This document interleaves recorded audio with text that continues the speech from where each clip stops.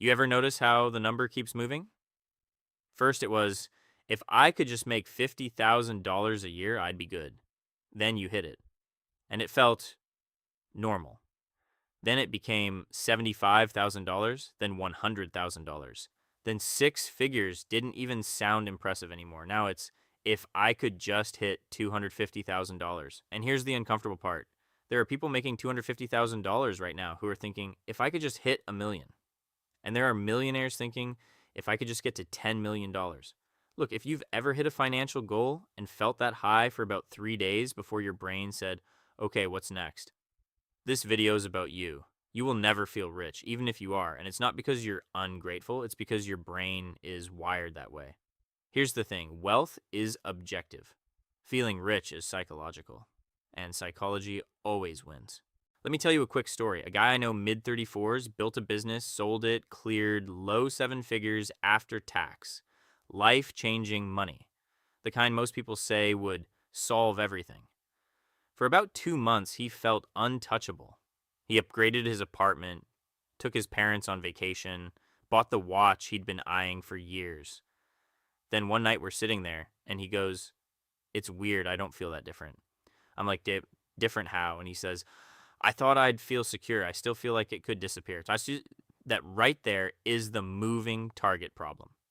Humans rapidly return to a baseline level of happiness after positive or negative events. You don't stay elevated. The new car becomes your car. The bigger house becomes your house. The higher income becomes your income. The extraordinary becomes standard. There's data on this. A famous study by Daniel Kahneman and Angus Deaton using Gallup data found that emotional well-being increased with income up to around $75,000 per year in the US at the time of the study, and then plateaued. Later research suggested the plateau may be higher and more nuanced, but the core idea remains. Money increases life satisfaction, but it doesn't permanently spike daily happiness the way people expect. So you don't feel 10 times happier because you make 10 times more. You just upgrade your baseline expectations. Now let's challenge something early. Most people think feeling rich is about hitting a number. It's not. It's about comparison. And comparison is a rigged game. The U.S. Census Bureau shows median household income sits far below what social media makes you think is normal.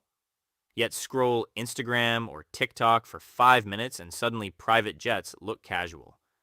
Here's the psychological trap. You don't compare yourself to the median. You compare yourself to the visible.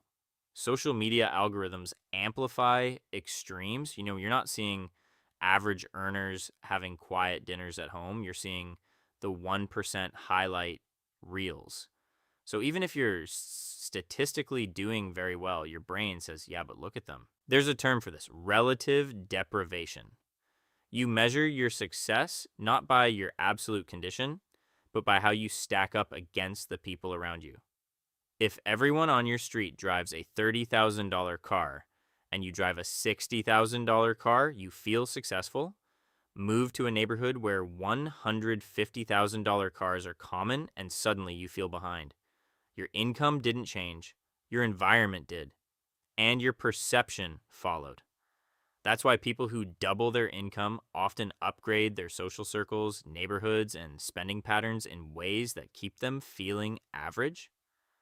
The goalpost moves with you. Here's a metaphor. Imagine running on a treadmill that automatically speeds up every time you get comfortable. That's wealth psychology. You don't get to stand still and enjoy the speed. The belt accelerates, you adapt, you push. You think the next speed setting will feel amazing. It won't. It'll just feel normal after a while. Now let's talk lifestyle inflation. The Bureau of Labor Statistics consistently shows that as income rises, spending rises across nearly every category. Housing, transportation, food away from home, travel. This isn't because people are reckless. It's because standards shift. You used to fly economy and feel fine. Now you can't go back. You used to live in a one bedroom. Now you need space. You used to cook at home. Now you're too busy. None of these upgrades feel extreme in isolation, but collectively they reset your definition of basic. And once your basic costs more, You need more income just to maintain the same emotional state. You're not chasing luxury anymore. You're chasing maintenance. And here's the part that stings. Even if you accumulate real wealth, even if your net worth climbs into territory most people never reach, your brain still scans upward. There's always someone richer, always someone younger doing better, always someone with more visibility. According to global wealth reports, being in the top 10% globally requires far less wealth than people assume. Yet most people in the top 10% don't feel elite because they're not comparing globally. They're comparing locally and socially. Look, the brain evolved in small tribes. Status mattered for survival. If you were lower status, you had fewer resources and fewer mating opportunities. So your brain is hyper attuned to rank. In modern society, money became the scoreboard. Net worth replaced hunting ability. But the wiring didn't change. You don't just want enough, you want enough relative to your group. And as you level up, your group levels up. That's why you'll never feel rich if you're measuring yourself against a moving crowd. There's another layer, security illusion. You think once you hit a certain number, fear disappears. But fear scales. If you make $40,000 a year, you fear losing your job. If you make $400,000 a year, you fear losing your status. If you have $1 million invested, you fear market crashes. If you have $10 million, you fear lawsuits, bad investments, legacy collapse. Studies on high net worth individuals show that financial anxiety doesn't disappear at higher wealth levels. It often shifts toward preservation and social comparison concerns. So the emotional baseline remains surprisingly similar. Let me give you a simple but brutal truth. Feeling rich has less to do with how much you have and more to do with how much you think is enough. And most people never define enough. They define more. More is infinite. Enough is a boundary. If you don't consciously set the boundary, society sets it for you. And society never says stop. Think about this. If your expenses are $4,000 a month and you make $8,000, you have margin. You could feel rich. But if you upgrade your life to $7,500 a month in expenses, now you're tight again. The feeling disappeared. Same income, different structure. Wealth is the gap between income and expenses multiplied over time. But richness, the feeling, is the perception of margin. If you design your life so there's always pressure, you'll never feel ahead. So what's the surprising reveal? The people who feel rich are often not the highest earners. They're the ones with the widest margin between what they make and what they need. They control lifestyle inflation. They choose environments intentionally. They measure progress against their past, not someone else's highlight reel. That's psychological wealth. Now let's get practical because theory is nice but useless without application. First, redefine your comparison group. Stop benchmarking against influencers or celebrities. Benchmark against your past self. Second, calculate your enough number. Not a fantasy number, a detailed one. What does your ideal, modest, but satisfying life cost annually? Multiply it by 25. That's roughly the classic financial independence guideline based on the 4% rule research from the Trinity study. Suddenly, wealth becomes math, not emotion. Third, cap lifestyle upgrades intentionally. When income rises, increase investments first, lifestyle second.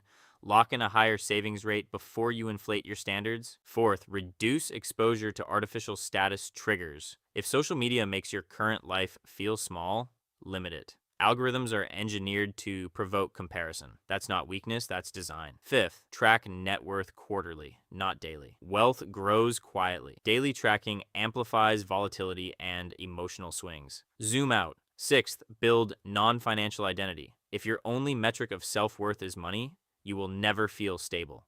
Skills, relationships, health, purpose, these anchor you when markets fluctuate. Here's another metaphor. Money is like salt. Too little and life is stressful. Too much and it ruins the taste. The goal isn't maximum salt, it's the right amount.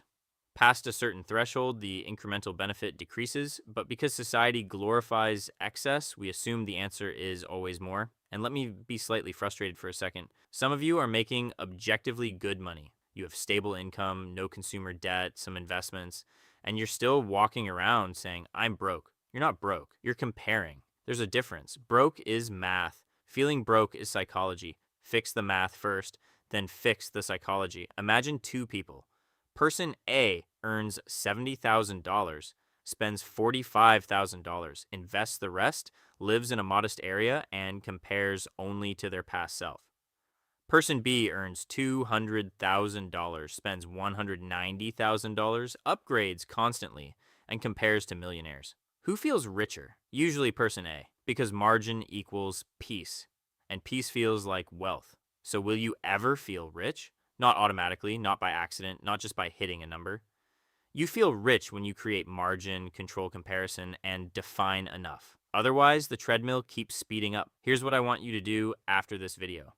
Sit down and write your enough number. Define the lifestyle clearly. Calculate the cost, decide the savings rate required, then decide what you refuse to upgrade even if your income doubles. Draw the line before society draws it for you. Because if you don't choose your definition of rich, you'll spend your entire life chasing someone else's.